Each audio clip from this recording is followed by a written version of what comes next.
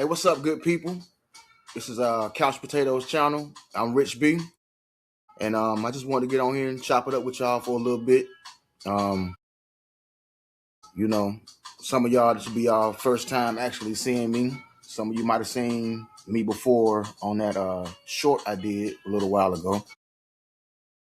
But in any event, I'm just a country boy from North Carolina. Who loves hip hop and loves having hip hop conversations.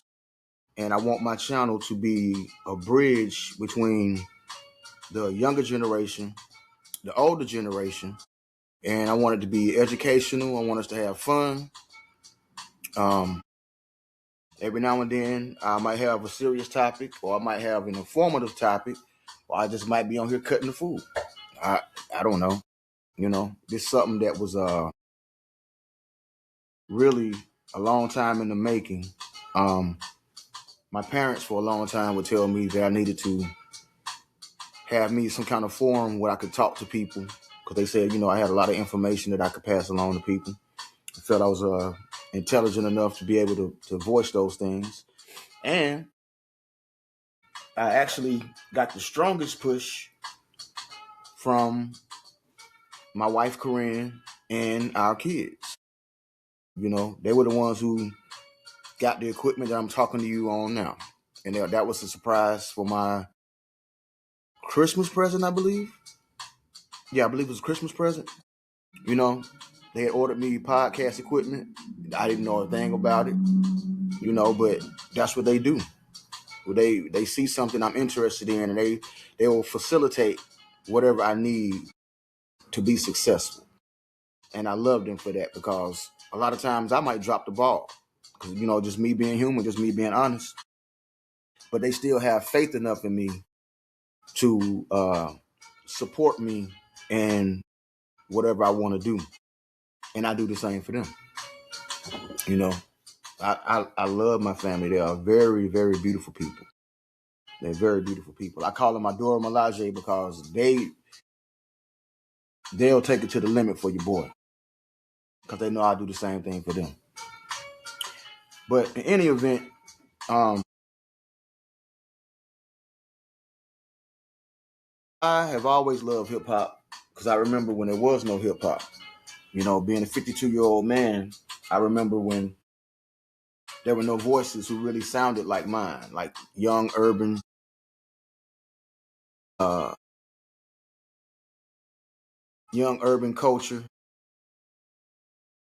From a youthful standpoint, putting out these songs that were basically like the news stations for the plight of what we were going through in different neighborhoods around the country. And I was loving it, man. It was like I said, I had never heard voices like this before. Of course, we grew up with gospel voices, black gospel voices, black country, soul, funk, blues, jazz, all of those things. Gospel, I think I might have said that already. But when hip hop came about, it was something totally different from everything that I heard before in my young life at that time. And then you fast forward to now, it's not quite the way it was back then, but that's the way of life. Everything has to change. Everything evolves, you know. So such is life. But to be honest, once like the wave generation and the vibes and the mumble rap and all of that stuff, like the highly commercial rap started being the norm or the mainstay, I cashed out. I cashed out for real. I can't even front. Like, I was like, I'm out of here, because I did not understand. Not so much I didn't understand, but there was no balance anymore. So I cashed out of hip hop for a while. And what I mean by cashed out is I stopped listening to the radio. Like when I get in the car to drive somewhere, I was listening to sports radio, either sports radio or like talk radio, where they were either debating something or they were informing people of whatever topic they were discussing. So I was highly keyed into that, or either I was listening to something off my Spotify playlist, just driving around in the car. Even still during that time, I still like had an ear to the street, and I was aware of different people who were out and who were like making the rap that I like to listen to, or the hip hop I like to listen to. So I was aware of cats. But what really, really brought me back to hip hop was that battle in 24. Because like I said, I was aware of Drake. Of course, with no way you can get around not hearing Drake, because he was everywhere. He was on everybody's feature. He was multiple albums. I think at one point he was dropping 2 albums a year, plus the features he was doing for everybody. So it was no way you could get around not hearing Drake. I was aware of J. Cole because, of course, I'm in North Carolina. He's from North Carolina. So I was high on J. Cole being from here and representing North Carolina. And, of course, I was aware of Kendrick. But the thing is, when that battle happened, it brought back my yearning and my desire for hip hop. Because when I first became aware, like I caught everything from the beginning. I caught when of course, that feature Don't Like That. Caught that from the beginning. Was watching a lot of y'all YouTubers react to it. And that's how I ended up kicking it with a lot of y'all on y'all lives and whatnot, because I saw the graduation of a lot of y'all channels during that battle. Like just watching y'all reactions and watching y'all go back through things that were adjacent to the battle, that were topics that were, intimate to what was going on in the battle. So seeing and hearing Like That, then hearing 7 Minute Drill, then the apology, then seeing what Drake ended up, eventually doing before Euphoria came, and then watching Euphoria drop. I mean, it was a whole thing to where I was invested. My family became invested because they saw me being excited about it. And of course, they love hip hop too. But to actually see this battle take place between 2 of the top guys in rap, that was awesome. That was awesome. And I might be in the minority when I say this, especially coming from my age and all the battles I witnessed throughout the history of hip hop. But we have never, ever seen a battle like that in hip hop. I think it's one of the greatest hip hop battles ever. And a lot of people was like, RichB, you tripping? Bugging? You got recency bias and up? No, hear me out. The battles that I came up with,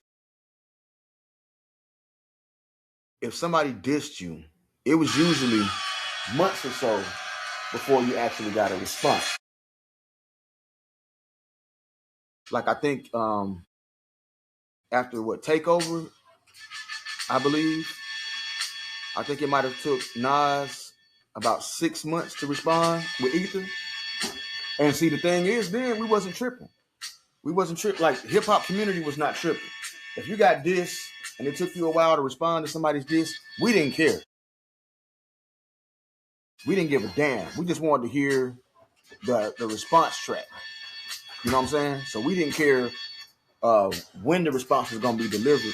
And we didn't, it wasn't no shot clock we were trying to implement, because that was something that Drake established that had nothing to do with hip hop. It was him trying to change the rules of how you engage in battle. And I saw that from the rip, because you pulled the same thing with Meek Mill. So, coming from the era I come from and watching these battles take place, and then seeing how everything happened with the Drake and Kendrick battle, I say it was one of the greatest battles in hip hop history because we had never seen that quality of music being released so fast. We got 8 diss tracks within 5 days. That battle took about 5 days, so we got 8 diss tracks in 5 days. That's unheard of. And not only 8 diss tracks, but 8 quality diss tracks. So yeah. And then the heights of where, I don't even want to really get into that, but the heights of where everything went after that with the Super Bowl, the Grammys and all that.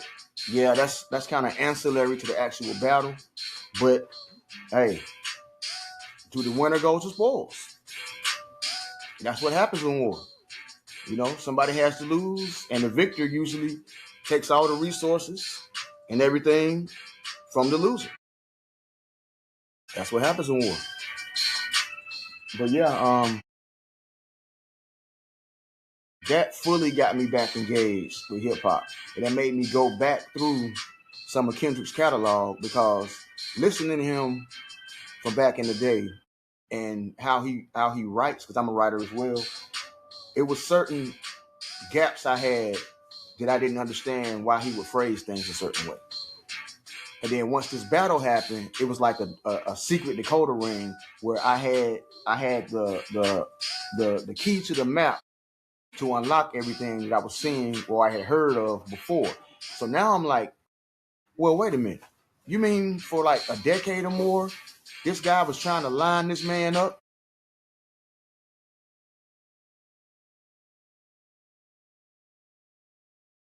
Hold on a second, y'all.